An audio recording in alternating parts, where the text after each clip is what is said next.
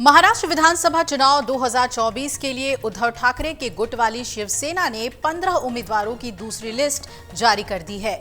इसमें धुले शहर से अनिल गोटे और चोपड़ा से राजू तड़वी को टिकट दिया गया है और इनके अलावा जलगांव शहर से जयश्री सुनील महाजन, बुल्ढाना से जयश्री शोलके, दिग्रस से पवन श्यामलाल जायसवाल, हिंगोली से रूपाली राजेश पाटिल और परतूर से आसाराम बुराड़े को चुनावी मैदान में उतारा गया है। वहीं देवलाली से योगेश घोलप और कल्याण पश्चिम से सचिन बासरे, कल्याण पूर्व से धनंजय बुडारे, वडाला से श्रद्धा श्रीधर जाधव, शिवडी से अजय चौधरी, भायखला से मनोज जामसुतकर और श्रीगोंदा से अनुराधा राजेंद्र नागावाड़े और कणकवली से संदेश भास्कर पारकर को उद्धव ठाकरे गुट की ओर से टिकट मिल गया है। जानकारी के लिए आपको बता दें कि शिवसेना यूबीटी ने अपनी पहली कैंडिडेट लिस्ट, जिसमें कि 65 उम्मीदवारों के नाम थे, उसकी घोषणा कर दी थी। अब 15 और उम्मीदवारों को उतारकर पार्टी ने कुल मिलाकर 80 सीटों पर अपने उम्मीदवारों के नाम फाइनल कर दिए हैं। वहीं महाविकास अघाड़ी का अभी 85, 85 और 85 का फॉर्मूला तय है। बाकी सीटों पर एमवीए अपने सहयोगी दलों को टिकट दे सकती है। इस हिसाब से उद्धव ठाकरे 5 और सीटों पर जल्द ही उम्मीदवार उतार सकते हैं।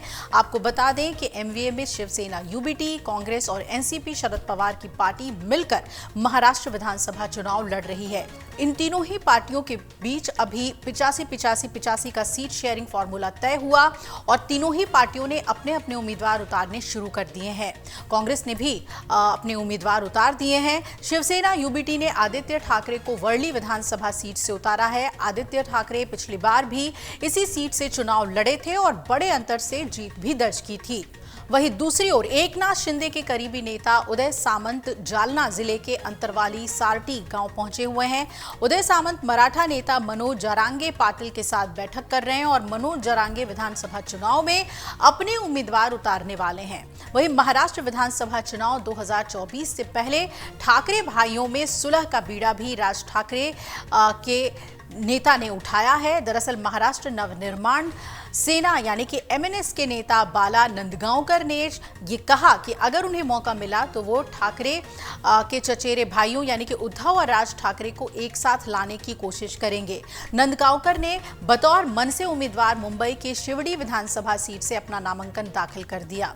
आपको बता दें कि मीडिया रिपोर्ट्स के मुताबिक इसके बाद भाइयों को साथ लेने की बात पर उन्होंने कहा कि पहले भी ऐसा किया है और अगर मौका मिला तो भविष्य में भी ऐसा करूंगा। उन्होंने ये भी कहा कि वो मनसे के सैनिक हैं, लेकिन दिवंगत शिवसेना संस्थापक बाल ठाकरे के भी सैनिक हैं। राज ठाकरे के मनसे ने अब तक 288 सीटों पर 50 से ज्यादा सीटों पर उम्मीदवारों का ऐलान कर दिया है। जनता को संबोधित करते हुए आपको याद होगा कि राज ठाकरे हमेशा ठाकरे परिवार के मूल्यों और विरासत को आगे बढ़ाने की बात करते हैं। ऐसे में नंदगांवकर ठाकरे परिवार में सुलह की जो कोशिशें कर रहे हैं, इससे परिवार को और मजबूती मिल सकती है। ऐसे में अब ये देखना दिलचस्प होगा कि क्या मनसे नेता इन प्रयासों में कामयाब हो पाते हैं या नहीं। महाराष्ट्र की 288 विधानसभा सीटों पर एक चरण में 20 नवंबर को मतदान और फिर 23 नवंबर को काउंटिंग के बाद नतीजे घोषित कर दिए जाएंगे।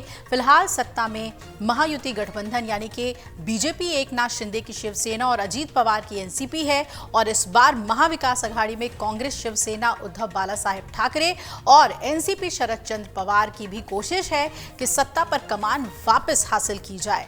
अब ये देखना दिलचस्प होगा कि जनता इस बार किस गठबंधन की सरकार चुनती है और किस तरीके से इस चुनाव में जीत दर्ज करने के लिए एमवीए और महायुति अपनी रणनीति के मुताबिक उम्मीदवार उतार रही है, उसमें उनको कितनी सफलता मिलती है।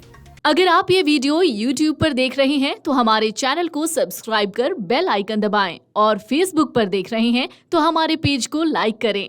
8 मिलियन प्लस सब्सक्राइबर, आपके इस भरोसे के लिए बहुत धन्यवाद।